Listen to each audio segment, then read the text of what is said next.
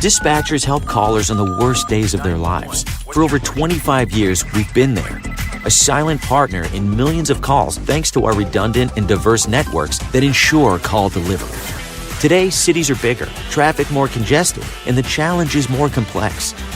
But you're never alone, because InDigital is quietly improving, implementing, and driving the next generation of 911, so you're supported in every situation. Make the switch at InDigital.net. Have you ever met a 911 professional and asked, what's the worst call you've ever taken? Well, here's your answer. I heard your last breath the night you flipped your four-wheeler. I tried to call you the day you committed suicide by driving your car into a tree. Blue face, cold to the touch. I helped you with CPR after you found your infant face down, not breathing. It messed me up. I did everything I could, but it wasn't enough. You were with me from the beginning, Grandma. 27 years later, I took the 911 call when you died. How fitting to be there for me in the beginning, and I was there for you in the end. I miss you, Grandma. I am 911. This is but a glimpse into the world of emergency dispatch. But what is it really like to answer a call during someone's nightmare? What is the impact of the first responder answering the call? Available on Amazon or where you purchase your favorite books and ebooks. Imagine listening. Your worst day is our everyday.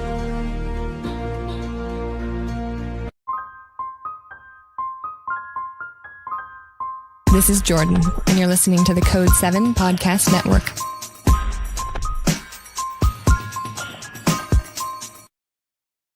Warning.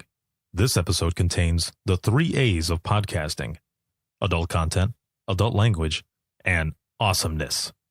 You've been warned.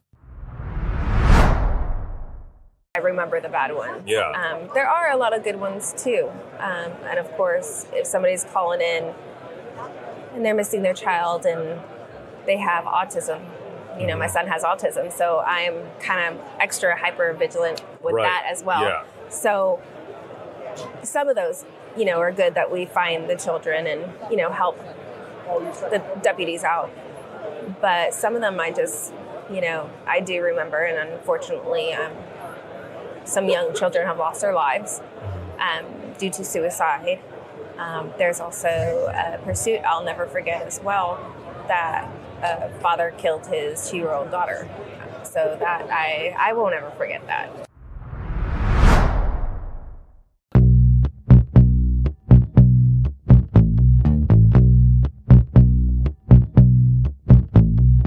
Welcome to Within the Trenches, true stories from the 911 dispatchers who live them.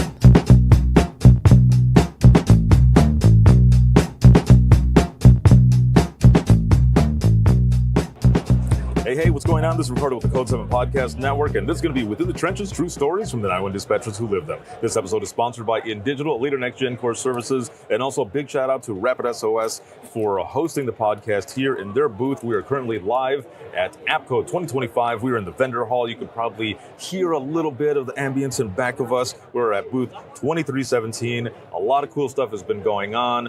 It's been super packed. People have been coming around to take pictures with the belt. They've been doing the scavenger hunt, and it has just been awesome, and I'm exhausted as hell. But it has been fun either way, and I have got my next guest with me here today. Her name is Jennifer, and she's the 911 coordinator with Harris County Sheriff's Office out of Houston, Texas. How's it going? It's going. Oh, man, I didn't even take a breath. I could take a breath. I'm just spitting it all out. So you say it's going, Yes. and is this your first time at this conference specifically, or at a national conference? Or? Yes, it's actually my first time at any type of conference. All right. So it's been an interesting and eye-opening. So in that sense, is it more like the classes, the amount of people, or I mean the vendor hall where we're at, because it is freaking enormous. Yes, it is. It's so much in here. It's so much to learn. Yeah. How there's different products. The classes are great. Just listening to people's stories, so that way I can take some of that back home with me. Of course. No, that is awesome.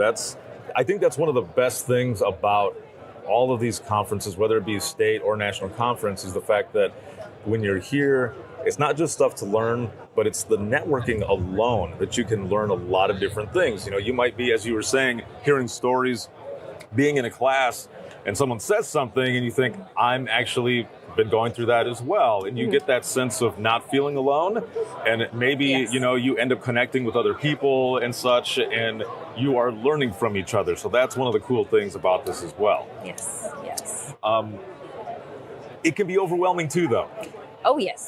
the amount of people, but also when you walk into the vendor hall, it is so enormous, so vast, and there's so many different sections. But I think one of the cool things, though, that can maybe calm the nerves or bring it down a level is something that you experienced yesterday. There Yes. is what is it exactly? They're puppies. They're Everyone keeps puppies. saying, go So- see the puppies, go yes, see the puppies. see the puppies. So they have a wellness program over there, and they brought all these puppies, and you can actually adopt them if you would like, but you can go over there and get some puppy snuggles, puppy dopamine, and play with them for a little bit, and it helps. How many of them are there? Oh, there's at least 15 puppies over there. Oh, so geez. they're super cute. And people were saying that you can adopt them as well? Yes. No way. Yep. So when someone had walked by yesterday, they said that there are tons and tons of puppies over there. And I said, define tons and tons. Are you talking like I could jump in and swim around like Scrooge McDuck in his coins?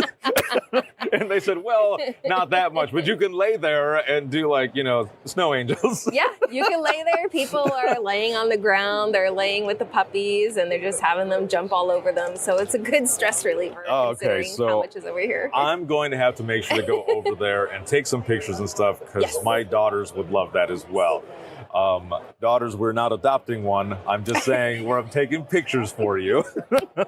So I wanna jump in and learn more about you because we met at the ranch that Joe Serio puts on out there, the 911 training or leadership training event Yes. in Bandera, Texas, at the Mayan Ranch, and that was I have to say I felt like you were in your element when you were riding the horses. Yes, I was. I absolutely adore horses, and it was a good experience, and just finally taking a breather and just enjoying what I love to do that I haven't done in years. That is awesome. Yeah, every time I saw you, I was like, look at that. You got the smile on her face. She's enjoying it. And you even called me out, too, a couple times. You're like, get over here, jump on, like, get on a horse. I'm like, I don't know. My fear a little bit, like I would have at that moment as well, but a little bit of fear, like my daughter was doing horse riding, and the one time I finally get a chance to go see her, she gets bucked off. And I've never seen her fly as high, and she, like, this is slow motion, and I'm wanting to go in, but I knew the rules, like, don't, like, rush, because then the horse might freak out more or something. And she landed, and she immediately got up, like, stayed down, got up, and ran out of there. I was like, that's my baby girl. I was like, she knows what to do, but Yeah. that freaked me out, man. She did it for a little bit longer after that, but then she got into archery, and she's, like, kicking ass in archery. So I was like, you're going to get on the horse again? She's like, I don't have to fear getting bucked off. Right? She'll get on the horse and do archery Yeah, at the she'll do same both, time. right? Yeah, exactly. It was like, I will follow you into war, into Yes. battle. You take them out like Legolas. Like, let's do this.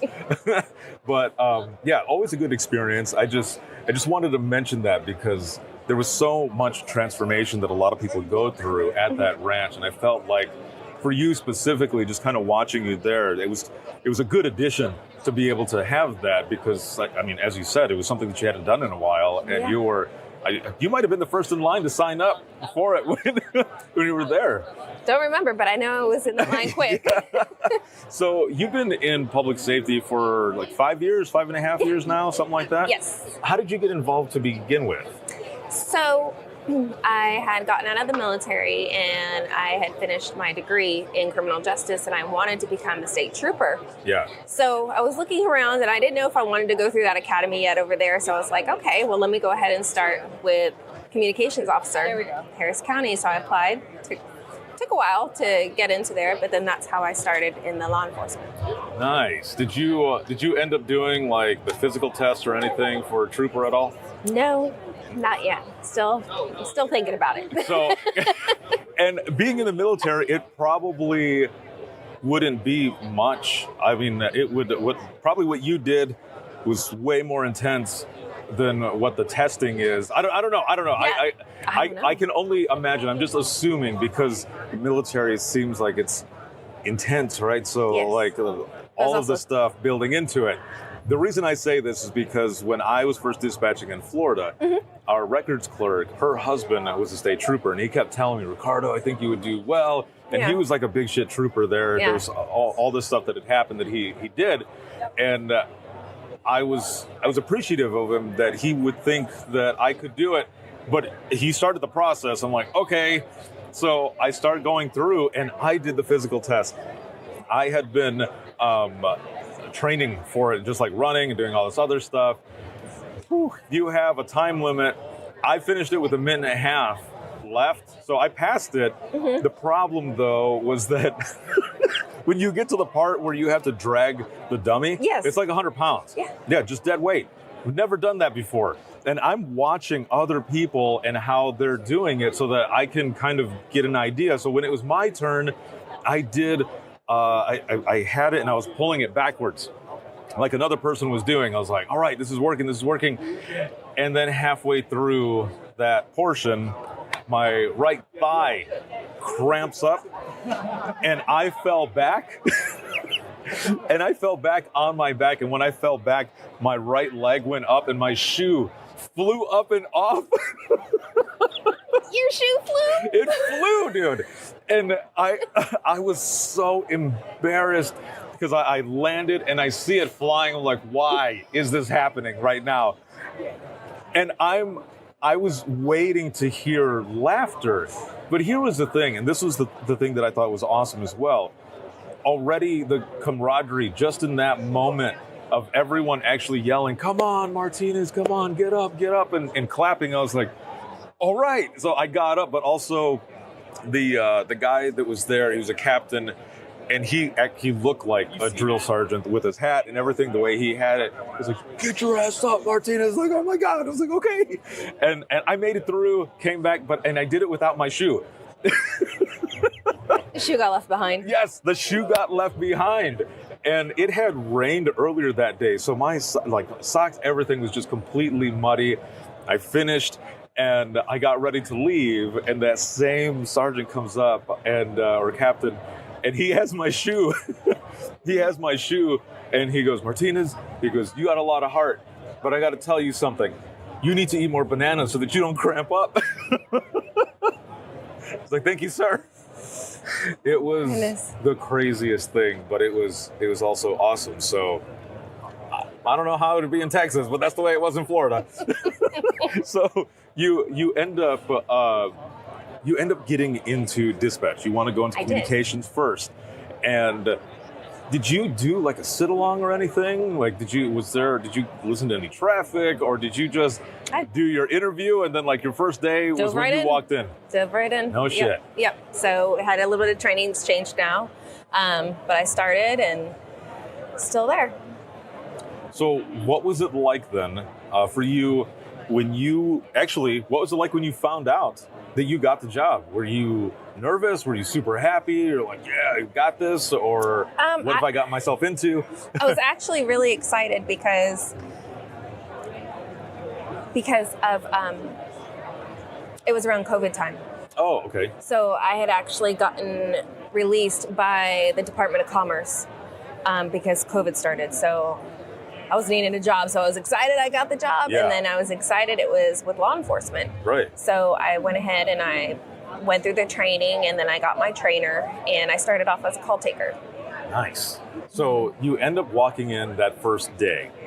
What is it that you see? Like, how many people are on the floor at the time? Are you seeing like a bunch of consoles, a bunch of monitors, people eating while doing everything at the same time? And are you feeling overwhelmed? Like, what is going through your mind as you walk in? I was scared because when we started going on the phones, I didn't know what to expect. I had never done this before. Mm-hmm. You know, I kind of, military is a little bit different in that aspect, but this is, you're hearing these people over the phone. Right. So we started off with non-emergency, and I was able to do that for a few weeks. And then all of a sudden, then we went to 911. I think the first time taking the calls on non-emergency was easy. It was, alarm calls. Didn't have Right, anything, yeah. What That's zone like are you in? Yeah, Like- exactly. I have no idea. It's zone, 300 and no description. But it was a nice, flow to it And then I had a really good trainer too, and I still talk to him this day. He actually went over to the other side and became a deputy. Yeah. But he trained me on 911, and that's when I kind of started panicking a little bit more, because it's like, how do I get help to these people right away and not screw up? So it was a learning process. It's a crazy thing when you first start out, because just the way you described it right there, you made me flash back, because I think all of us have kind of felt like that at one point, because you get a sort of like wanting to be perfect with what you're doing, because these people are calling and lives are on the line and all this other stuff. But and I've said this before many times, I think one of the things that we also need to do as much as possible is to, and we don't think about it at the time, but to give ourselves some grace, because we are also human. And I think other people who don't know what it is that we do, that don't understand, give us a little grace as well, because you have no idea what is going on, how we do things, but more so how those people stick with us afterwards. Because we're hearing all this shit. I mean, you've got someone trusting the voice of a stranger, right? And I said this in another episode. I said, what was it that we were brought up with?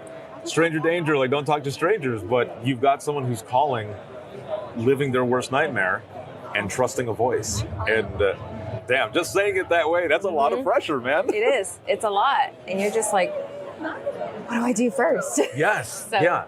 And also trying to learn how to talk to somebody. Because, I mean, you talk, regular conversation or whatever, but when someone is calling and they're like, so-and-so's not breathing, you're like, oh my God. I mean, you don't say, oh my God, but in the back of your head, you're thinking it. You're like, all right, stay with me. We're going to, do this. And it's just go. So you do your non-emergency, you start getting into 911 and everything. How long did the training process actually last? Back then, it was a little bit different. I want to say, was it 6 weeks of training? 3 weeks non-emergency, 3 weeks 911. I can't really remember, because it's not that it was long ago. You just kind of like block it out. I don't know. There's some certain things after a while. It's very true. Out. It's like when I first started, I mean, you heard part of my story at the ranch. It was my first day. I was ready on phones. But then when I went to the Central Dispatch in Michigan, it was different in the sense that now I'm going through like a 2 or 3 month training, but also that was pushed, that was accelerated because I already had that experience. But going from being in a one-seater to now with a team, it's like, well, now I have to learn how to work with these folks as well, while taking these calls, while dealing with everybody out in the field, and it's just freaking overload. So when you were going through all of this in the beginning, what was it like developing your dispatch ear? See, the way Harris County has it set up, first we learn the call taking. Yeah. Then there's a separate section with dispatch, and then we have a separate section deals with TCIC and CIC and the message center. So you learn kind of one at a time, which is not all thrown at you at once, which is actually really nice. Yeah.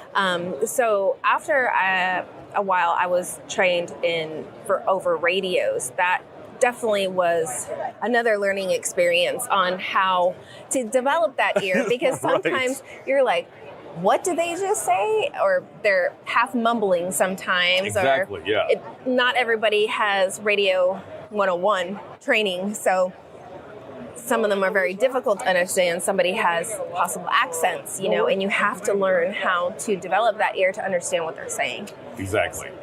Yeah, because it's hard to try to make out when someone is basically eating their mic when they're talking. Is just like right over their face. You're like, dude, just pull the microphone away just a little bit. I can understand you a little more. But then also, if you're new and you don't hear them, sometimes when you're training like that, you're like, oh, I don't want to piss them off and ask them to repeat or whatever. But no, just ask, because if not, that's going to be that moment where something was actually going on and you don't know where they're at. Right. Like for me specifically, I wanted to do so good that even if the response was like 10-4, I would look over at my trainer and I would say, it's 10-4, right? And she'd go, yeah.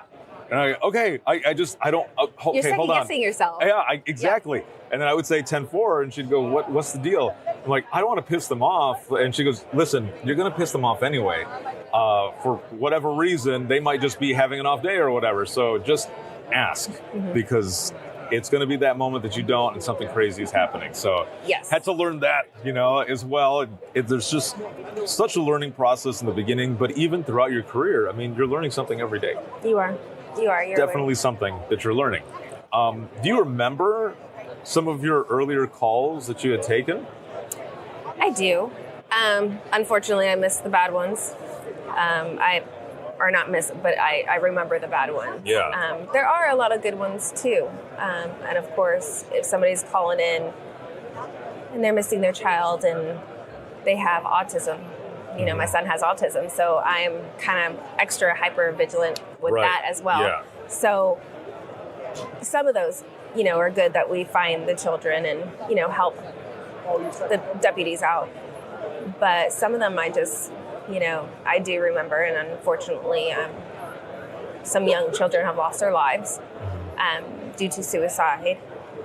There's also a pursuit I'll never forget as well, that a father killed his 2-year-old daughter. So that I will never forget that. Jeez. Those, I think whether you have kids or not, I think it's that sense of innocence that makes a lot of those calls really tough. And, as you mentioned with your son and everything, I feel like, as I've said many times, and I've said at the ranch as well when you were there, sometimes I feel like some of these calls are meant for us for whatever reason, because of an experience we have. And I can just imagine that if I took a call for someone who has, going through a medical issue or whatever with their child that has, autism, I might not be able to, I would do what I have to do, and I know I would do a good job, but I wouldn't have that deeper connection like probably you would, because they would probably say something that I wouldn't know to pick up on where you would, and, you'd be able to work with that better than I could. Yeah. And there's some, it was an older gentleman and kept on calling on the phone, and he was calling 911, and I could hear something in the back, but because you have to develop that call taker ear too. Right, You have to be aware of the surroundings. So I could hear something, but I couldn't make it out. And I was like, okay, they're not responding. Let me go ahead and call back. And I was like, this call, it just sounds weird.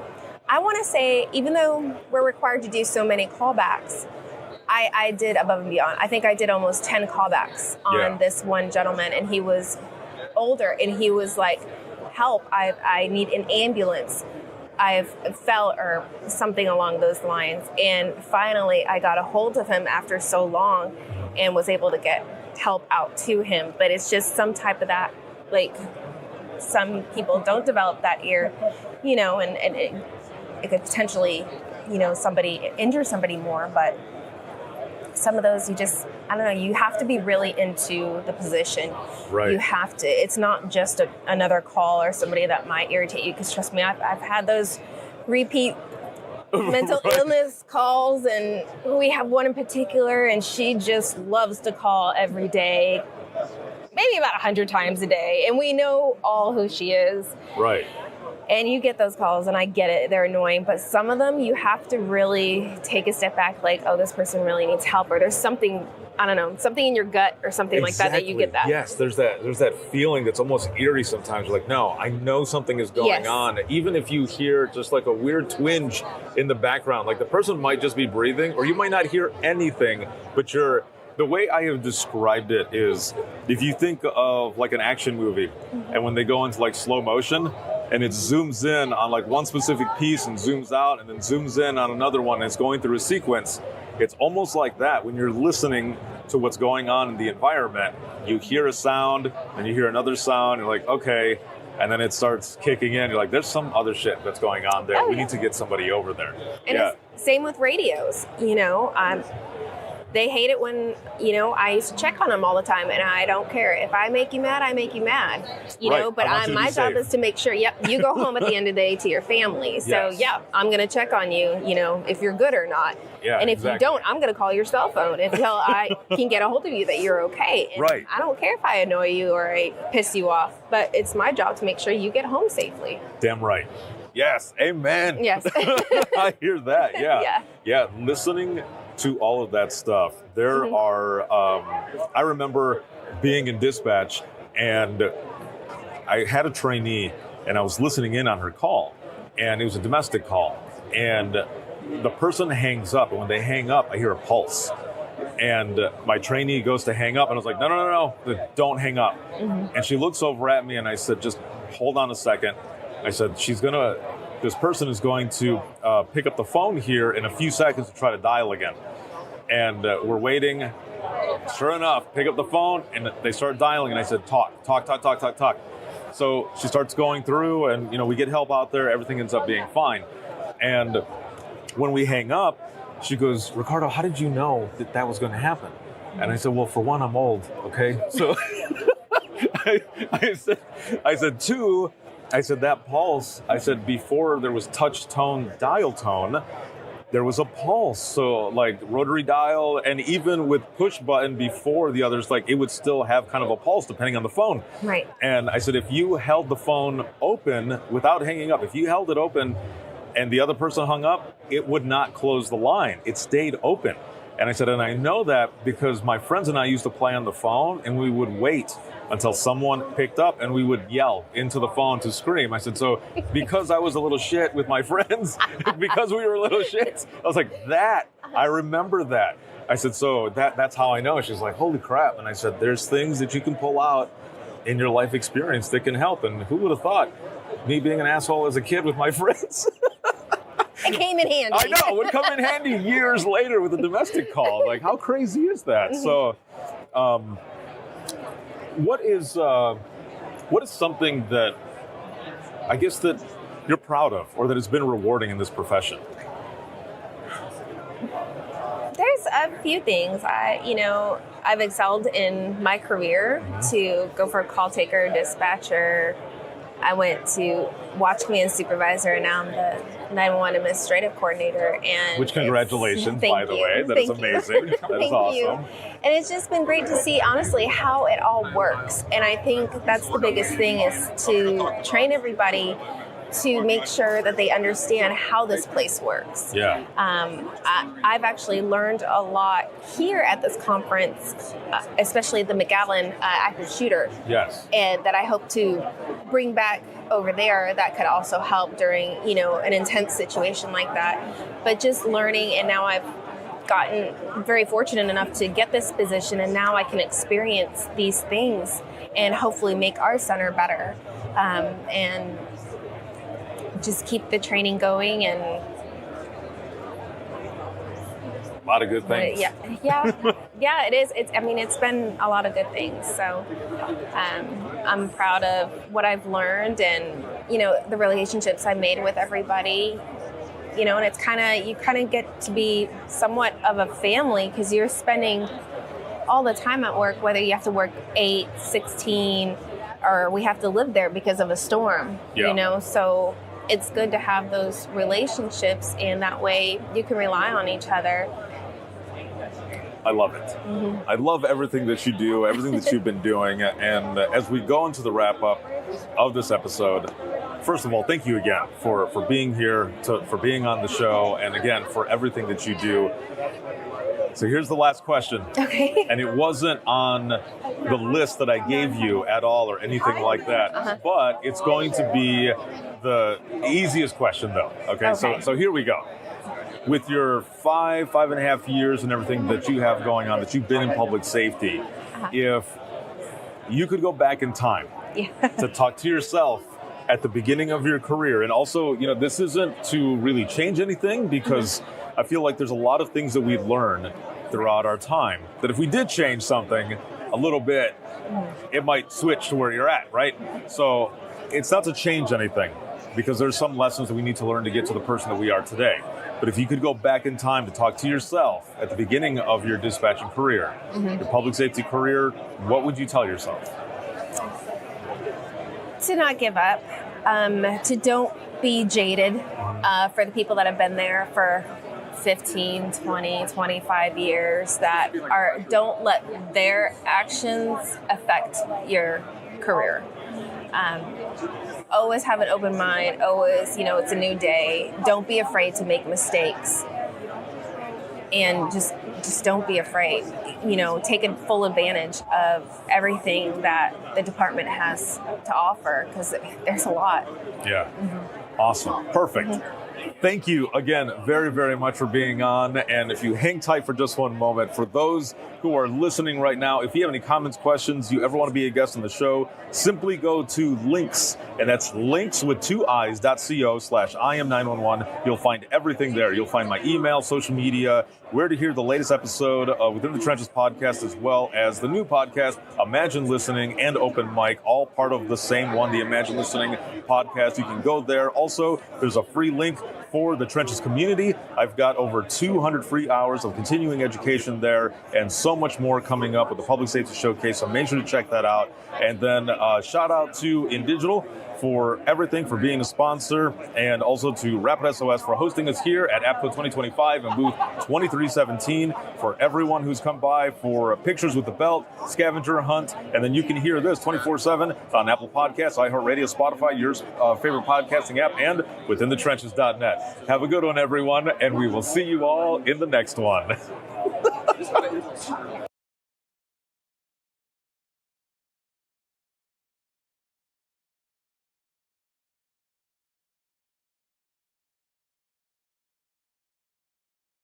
Imagine listening to someone's worst day every single day.